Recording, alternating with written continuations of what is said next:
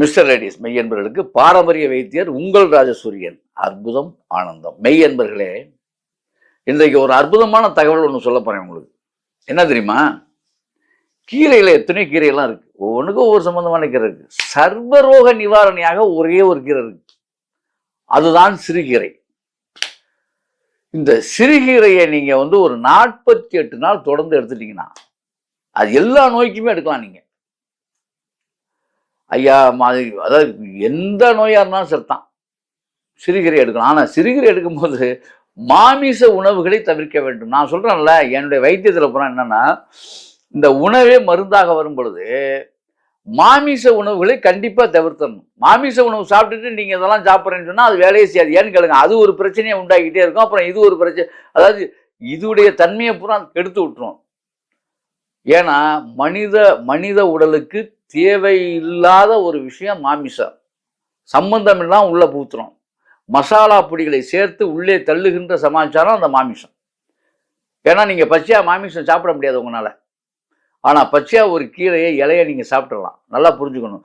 மனித உடலுக்கு இயற்கையிலே இறைவன் படைத்தது அதுதான். உயிரை கொன்று ஒரு எப்பொழுதுமே சாப்பிடுவது மனித நேயத்துக்கு மாறானதுங்கிறத நீங்க புரிஞ்சுக்கணும். சரி, ரைட், அது உங்க விருப்பம். நீங்க உங்க அறிவை கொண்டு, ஏன்னா 6 அறிவு உங்களுக்கு இருக்கு, நீங்க ரொம்ப சிந்திச்சு பாருங்க. அது நம்ம செய்யறது சரிதானா, மாமிச உணவு சாப்பிடலாமா? ஏன்னா திருக்குறளே நான் பல இதில் பேசியிருக்கேன். திருவள்ளுவம் இதுக்கு சான்று.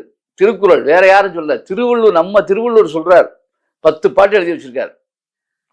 புலால் மறுத்தல் அப்படின்னு அந்த அதிகாரத்துல 10 பாடல் இருக்கு. ஆகவே புலால் சாப்பிடுவது கண்டிப்பாக நாம் தவிர்க்க வேண்டும்.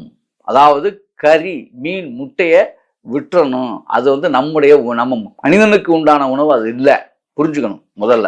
சரி, ரைட், நான் விஷயத்துக்கு வந்துடுறேன். ஆரோக்கியமா இருக்கணுங்கிறதுக்காக சொல்ல வர்றேன், வேற ஒன்றும் இல்லை.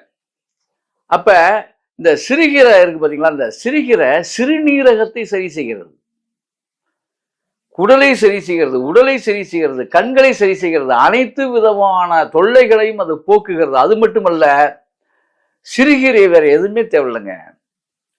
சின்ன வெங்காயம், அதே போல இது சீரகமும் சின்ன வெங்காயம் மணக்க போட்டு, மல்லி விதை சும்மா ஒரு 25 கிராம 2-3 உடைச்சா அப்படி தூவி விட்டு அந்த கீரையை அப்படியே வேக விட்டு, வேற உண்மை தேவையில்லை. 2 தக்காளி மட்டும் அதில் போட்டு அப்படி கடைஞ்சி நீங்க இட்லிக்கு வச்சுட்டாலும் சரி.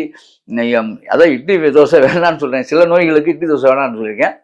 சாப்பாட்டில் ஊற்றி சாப்பிட்டு பாருங்க, இல்லை இட்லியில் வச்சு எதில் வேணாலும் நீங்கள் வச்சு பாருங்க. அவ்வளோ சுவையாக, அவ்வளோ டேஸ்டாக இருக்கும், நல்லாவும் இருக்கும். 2வது தொடர்ந்தும் சாப்பிடணும். நீங்கள் நெய் கலந்து சாப்பிட்டீங்கன்னு வச்சுங்களேன், அதை விட அமிர்தம் உலகத்தில் வேற எதுவுமே இல்லை. எல்லா நோய்களையும் தீர்க்க உள்ளது.